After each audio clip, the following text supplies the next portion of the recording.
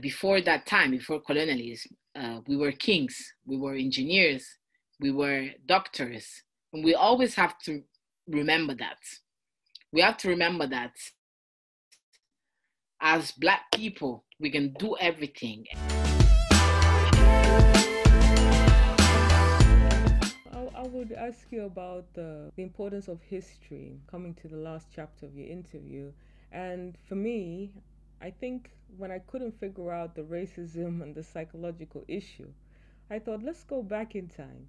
And when I look at Africa before slavery, which is mainly the Western reference point for Africa, and sometimes Africans, there's a big history, especially the Ashanti Kingdom, Ghana. This is an image we don't see in the mainstream at all. If I grew up as a teenager even, and I could talk about Ashanti Kingdom at the same time as King Henry, I know it would have made a big difference to all the kids in school. So what do you think is the importance of us looking at ancient African history?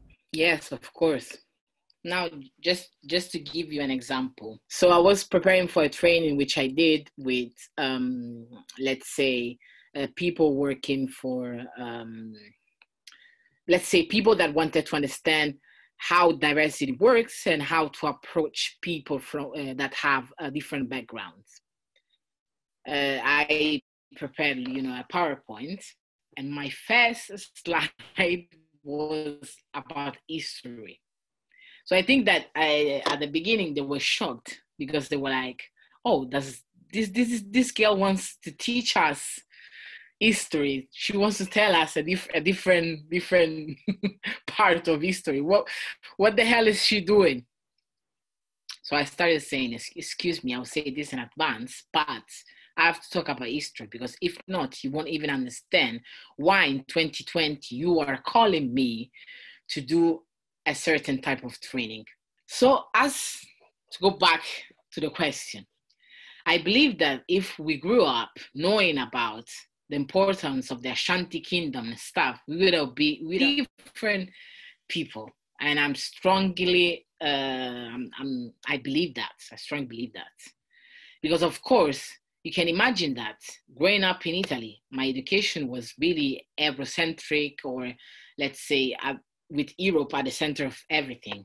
So even me, that I had my parents talking about Ghana, and I was, let's say, proud in different ways of my heritage and stuff, I didn't know that Africa in general had a history before colonialism.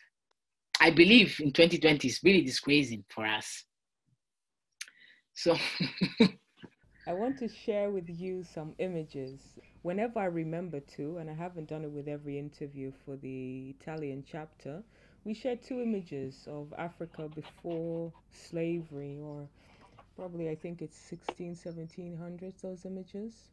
But I just want to get your first reaction to those images, if you've seen this kind of imagery before, and yeah, just your feelings as we end our interview.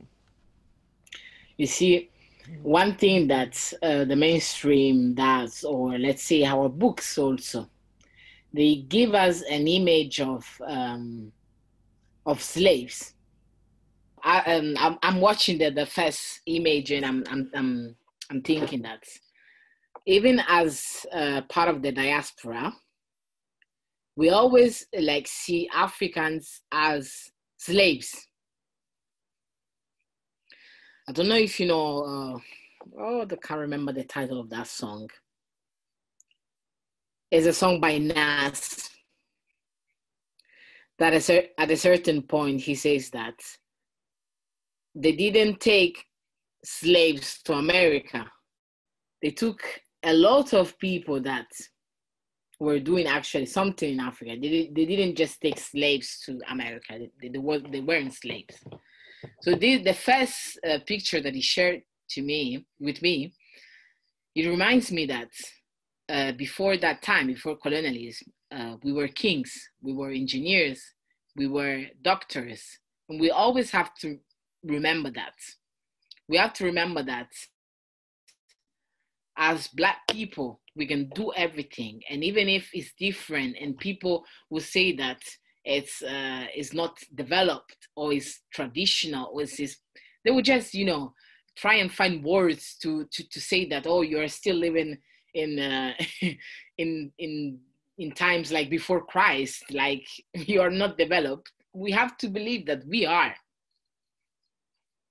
So I've come to the end of the interview. I would love you to give a statement of encouragement to other Italians who have African heritage. So that I would love you to deliver in Italian.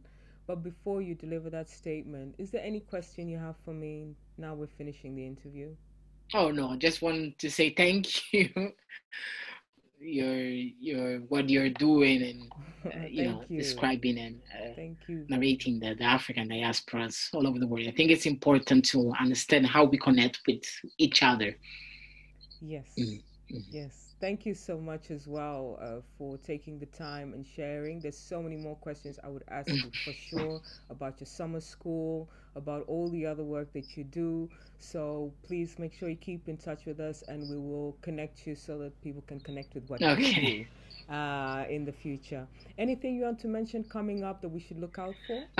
No.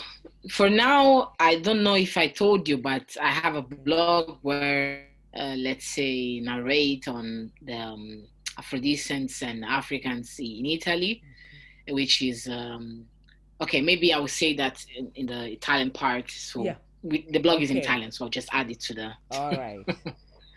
So, one nice phrase or just a couple of sentences, nothing too long, and include where they can reach you, your blog. In Italian. Ok. E allora, in questi anni mi sono un po' occupata di rinforzare quella che è la consapevolezza nera, e mi sono decisa di scrivere delle esperienze di africani e afrodiscendenti in Italia. Ho deciso di farlo appunto in lingua inglese perché penso sia importante avere dei modelli, soprattutto in Italia, per capire come le nuove generazioni possono, diciamo, essere forti e credere in se stessi, e soprattutto capire che possono essere qualunque cosa anche in Italia.